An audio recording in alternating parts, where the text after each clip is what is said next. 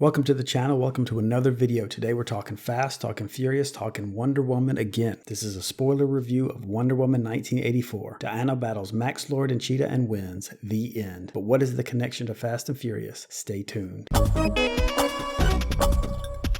I'm stepping into the fray to cover Wonder Woman 1984. I've watched so many YouTube reviews of this one, I've heard it all. I'm going to try to add something original, but no promises. So what's going on in this one? Well, it's set in 1984, and they really want you to know that. They pound you over the head with it. Can't get enough of it. It's non-stop until it's not anymore. Everything from the end of Act 1 forward could be in any year after 1965, and it wouldn't matter. Anyway, before that, we get some way back stuff from Diana's childhood. She's a young warrior in training. She tries to cheat in a contest, gets busted, and lectured on how you can't be cheating. It's there for later, but it's so clunky. A long drawn out action scene just to get to cheating and lying is not okay. Don't be a cheater. And I don't like the child actors in these movies. It never works. Home Alone, fine. Harry Potter, fine. But these movies, no. Cut to 1984. Wonder Woman is low-key fighting crime, keeping a low profile by appearing in shopping malls in full Wonder Woman gear. Low-key indeed. She upsets a robbery of a shopping mall jewelry store that is a front for illegal market antiquities. So much 80s, so cheesy. Bit of foreshadowing. The audience and Diana then meet Barbara. She works with Diana. The goods from the jewelry store will be inspected by Barbara. They both see the Dreamstone, and Barbara believes it is fake. Nevertheless, she and Diana each make a wish, and we know what Diana's wishing for. Some of that sweet, crisp pine. Barbara wishes to be beautiful and strong, like Diana. Diana gets her wish in the form of Chris Pine, aka Captain Kirk, aka Steve Trevor. On to Act 2. The audience is soon told that the Dreamstone is imbued with power from the gods. It will grant your wish, but takes something very important from you in exchange. Max Lord, a struggling oil executive, gets his hands on the stone. He wishes to become the stone. The stone obliges. Diana begins to lose her powers. She and Steve discern that this is due to her wish. We find out that the stones, or Max's, cost for granting wishes is too much to bear. Too much for society. He must be stopped.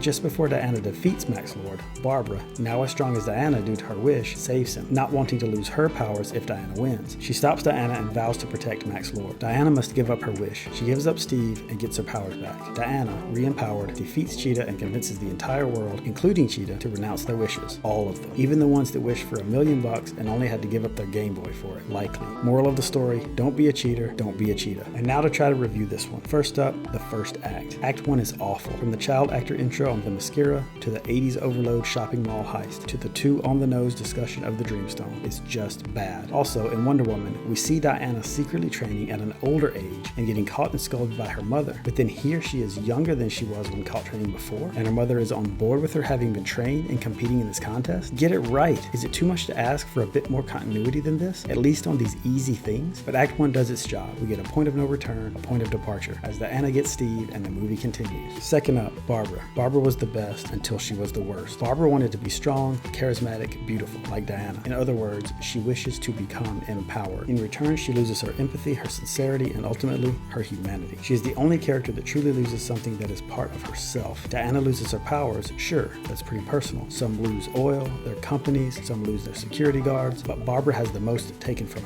her own humanity. Because of this loss, her turning back to her humanity could have been a focus in the climax, could have been the character growth that saved the world. Lost opportunity. Overall, I agree with Wisecrack that the Dreamstone/Monkey's Paw plot device doesn't work because it is too haphazard, with not enough connection between each wish and what is taken. According to Wisecrack, the Monkey's Paw is typically used to show that the thing a character wants is not the thing that character needs, which fits with screenwriting because stories typically distinguish exactly this, characters' wants from characters' needs. In Wonder Woman 1984, there is little cause and effect between the wishes and their costs. The wall springing up in Egypt is an example, but it's nearly the only one. Losing security guards, oil, companies for a generic wish is not enough. As an example, Diana gets Steve, but loses her power. These two things are not connected, it's surface level. And this informs my analysis of Barbara. Again, Barbara's wish and the price she pays for it is the trade-off needed. Barbara takes Diana's inhuman power in exchange for her own humanity. The cost is so high because her wish is so powerful. Barbara should have gradually become the main character. Max shown is totally lost, similarly due to the strength of his wish. Diana being semi-sidelined due to her loss of power, it is up to Barbara to save everyone. But they couldn't do this, even if they thought about it, because Barbara, remember, just wanted to be beautiful, strong, and charismatic. Strong,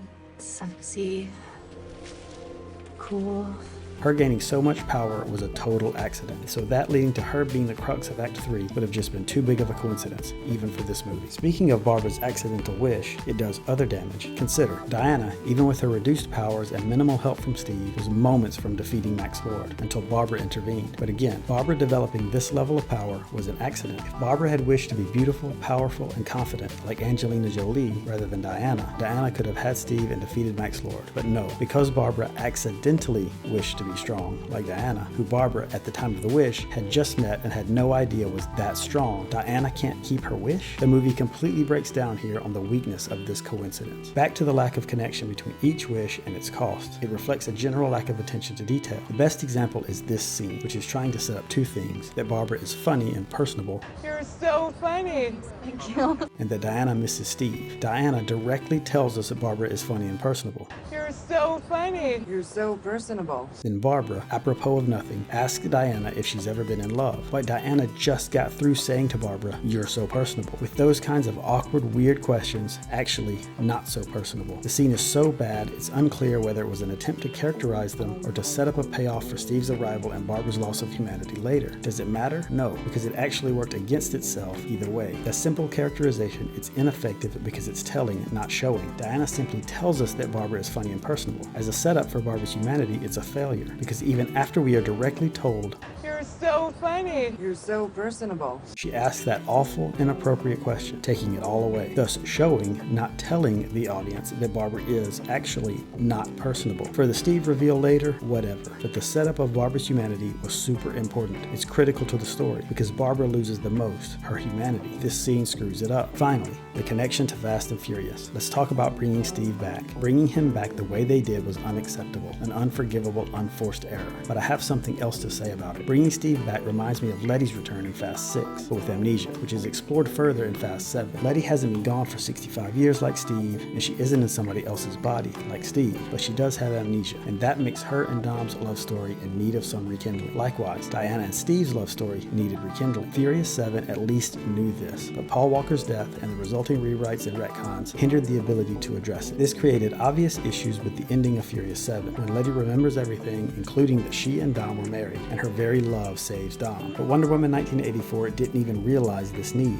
much less develop it. The love story between Diana and Steve is just assumed. It's been 65 years, and he's in someone else's body, yet we're supposed to believe that Diana is still as in love with him as before. Their love story wasn't enough and undercuts her sacrifice. The scene where she turns her back on Steve, and the final scene of Furious 7, where Letty's love saves Dom, were supposed to be hugely powerful scenes. Both failed. They should have learned from Furious 7. If they watched this channel, maybe they would have. I'm good at this. So that's what I thought about this one. It's a train wreck. End of video. Thank you for watching. Consider subscribing, and until next time, this is Talking Fast, Talking Furious.